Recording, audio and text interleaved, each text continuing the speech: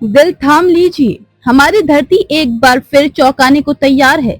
आने वाले जुलाई और अगस्त के महीनों में पृथ्वी कुछ तेज रफ्तार से घूमेगी, जिससे दिन कुछ मिलीसेकंड तक छोटे हो सकते हैं। वैज्ञानिक इस घटना को बेहद दुर्लभ और वैज्ञानिक दृष्टिकोण से रोमांचक मान रहे हैं। दिल थाम लीजिए, हमारी धरती एक बार फिर चौंकाने को तैयार है।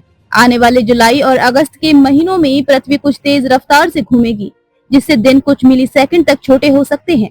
वैज्ञानिक इस घटना को बेहद दुर्लभ और वैज्ञानिक दृष्टिकोण से रोमांचक मान रहे हैं। विशेषज्ञों के अनुसार पृथ्वी की इस रफ्तार में वृद्धि के पीछे कई कारण हो सकते हैं। सबसे पहला कारण है धरती के गर्भ में होने वाली भूगर्भीय गतिविधियां। ये गतिविधियां पृथ्वी के घूर्णन पर सीधा असर डालती हैं। दूसरा बड़ा कारण है ग्लेशियरों का तेजी से पिघलना।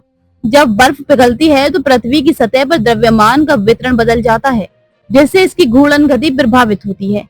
ग्लोबल वार्मिंग के कारण बढ़ते तापमान से ध्रुवीय क्षेत्रों की बर्फ तेजी से पिघल रही है और इससे पृथ्वी के संतुलन में बदलाव आ रहा है।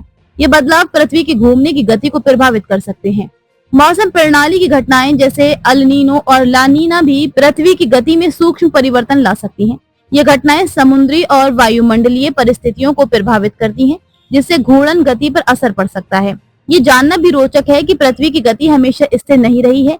वैज्ञानिकों ने गणनाओं के आधार पर बताया है कि पृथ्वी अतीत में सूर्य की परिक्रमा करने के लिए 490 से लेकर 372 दिनों तक लेती थी, यानी समय के साथ इसकी गति में परिवर्तन होता रहा है। आधुनिक समय की गणना में अत्यधिक सटीकता की आवश्यकता होती है और यही वजह है कि वैज्ञानिक लीप सेकंड जोड़ते रहे हैं।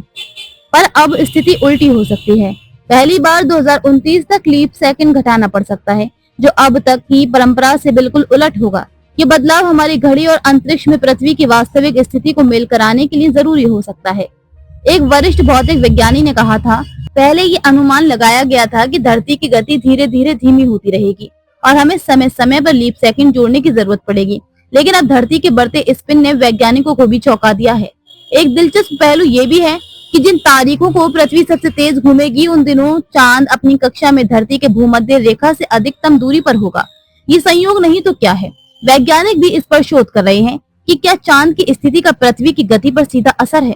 तो अगर आपको लगे कि दिन कुछ छोटे हो गए हैं, तो ये केवल एक एहसास नहीं बल्कि एक वैज्ञानिक सच्चाई भी हो सकती है। ये बदलाव हमारे टाइम टेबल, घड़ियों और भविष्य की अंतरिक्ष यात्रा की योजनाओं को भी प्रभावित कर सकता है।